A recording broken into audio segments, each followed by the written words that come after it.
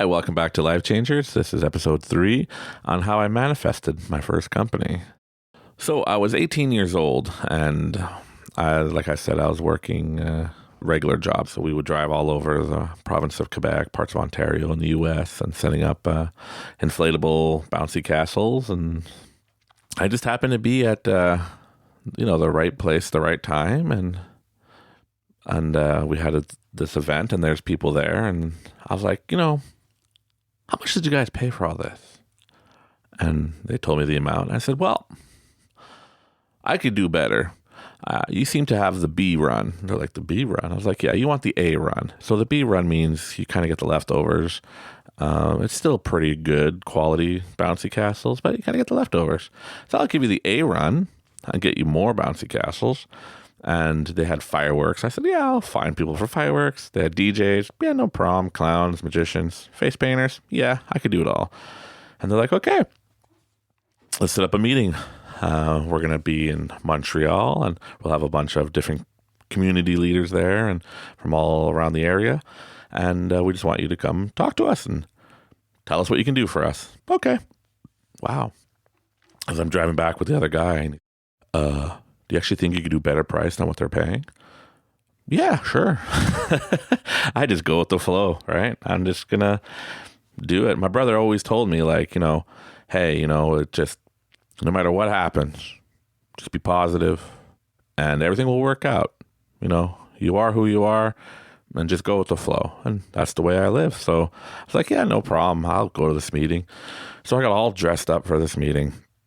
I bought a nice suit and new shoes and everything, and I get to the meeting and I show up and I notice that all these guys were not wearing suits, and they just looked at me like, okay. And then I was like, oh, I'll just be right back. And I took off the suit jacket, took off the tie, just opened the shirt, like unbuttoned the top couple buttons so I fit in, because they were all just wearing nice polo shirts and jeans, and it wasn't the way I expected it to be, like when you see it in movies, right? Going to a big meeting, everybody's like wearing $50,000 suits, and they weren't. So that kind of threw me. And then I come in and I start talking to them. I said, well, you guys have entertainment coming around to your communities. This is all the stuff you're paying for. And I found a way where I can make it less expensive, and I kind of invented being an entertainment broker. People are like, oh, you're a party planner or an event planner. No. I'm a entertainment broker, because we only dealt with big events, corporate events, or community events, and big contracts. And they're like, oh, okay. So yeah. And then I pretty much got up in front of all these people and just gave them the pitch of, yeah, I'll be able to get you better quality. I'll get you a better fireworks show. We'll get you some good DJs, and we'll be able to cut your costs. So if you need to spend your budgets, we'll keep on spending your budget, but you're going to get a lot more bang for your buck. And they're like, done. How do we sign up? And then, I was like, well, I can, talk to a lawyer and get you the contracts. And they go, no, if you just can't shake our hand and we will give you your deposit, then we don't want to do business with you. And me, just type of guy, I'm just going to go with the flow. I was like, yep, shook their hands. They gave me their deposits, and for booking us for a year. So I was booked out for a year for all the different communities. And now I was time to go to work. And then this is where it gets interesting, because remember how I told you in episode 2 that, no matter how much hard work my dad used to tell me we do and all that, we grew up poor. We're always going to be poor. We only make the rich people richer. And that's not acceptable. How I'm going to prove them wrong. But it was pre-programmed into me for those many years. So now I'm, 18, almost 19 years old, starting my first adventure. And I didn't even have a company name figured out or nothing. I shook their hands. They gave me their deposits. I'm good to go. So I leave that meeting. I call my friends. I'm like, hey guys, I had the meeting. And they're like, oh, so they all laugh at you and kicked you out? I'm like, no, I got contracts. Oh, do you have a company yet? And I'm like, no, I do not. So I just needed to figure out how to register a little business in the province of Quebec. And I remember talking to a guy, the job I used to work, or I was working at still at that point. And I went up to him and said, hey, you've started companies before. You know all the legal jargon for filling out these forms and all that? Because for the life of me, I can't figure it out. And he's like, yeah, I could help you with that. I had a meeting with him at Tim Hortons, go Canada, right, with our Tim Hortons. And we're sitting there. And one thing I felt in my gut was, don't do it. And I'm like, don't do what? I know what I'm doing, Okay, universe. Like, I know what I'm doing. I was at the right place at the right time.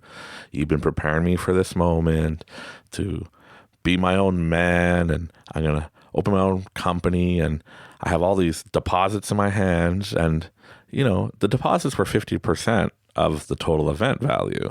And I had over $250,000 in checks in my hand. Couldn't deposit it because I didn't actually have a legal company name registered. And so in the meeting, I just kept on feeling, no, don't do it.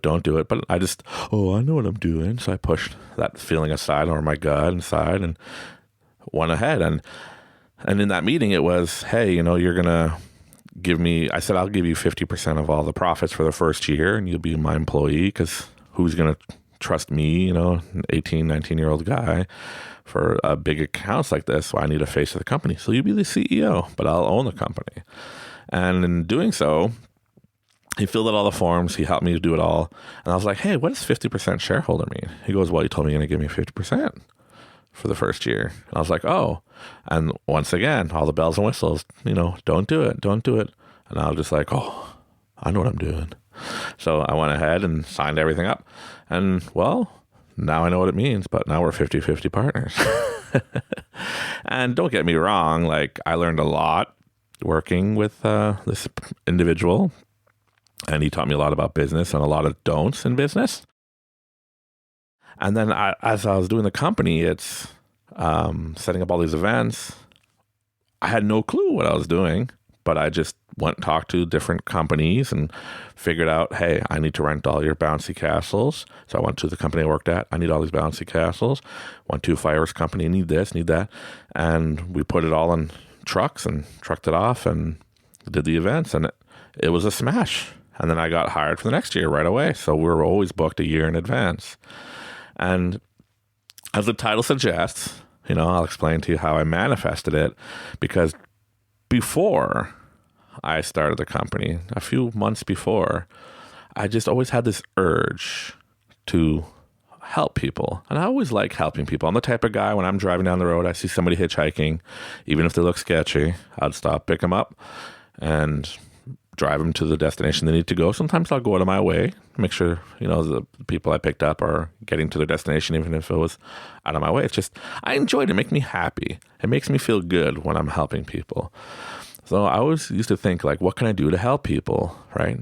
And I would talk with people, random people I'd meet on the subway or the bus, and they seem sad. I'd be like, be positive. Life is good. And I felt like I was helping people, but to help people meaningful, I thought was, well, I need to have money, right? I can't help people if I can't help myself. So the first step in my journey of learning how to help people is you have to be able to help yourself. You can't save the world if you can't save yourself.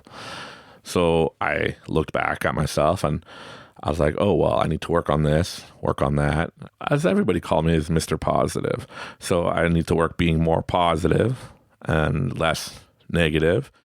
A lot of people always told me, you are what you eat, or everything you say, you become. So I thought, well, I always want to be Mr. Positive. And without even realizing, that's the first step in using or manifesting in the law of attraction, is you say what you want, you act like you already have it, and you go for it.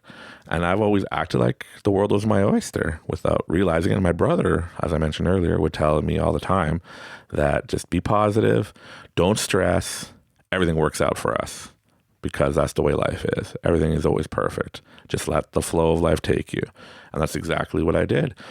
So in my turmoil of, I want to help people, and I'm going to start a company, and what am I going to do? I don't know.